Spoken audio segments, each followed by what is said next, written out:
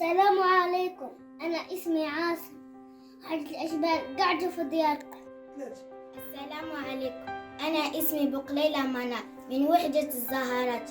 لازم نسمعوا كلام والدينا وما نخرجوش من الدار. لازم نغسلوا أيدينا قبل وبعد الأكل، وبالتالي وعينا يحمينا. السلام عليكم. جوال علواني محمد الأمين.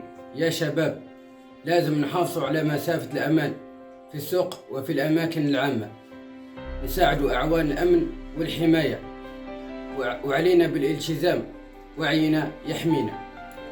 السلام عليكم. أنا بلقيزة أماني وحدة جليلات.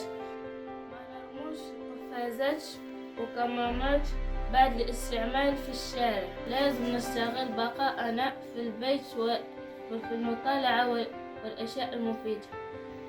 وعينا يحمينا.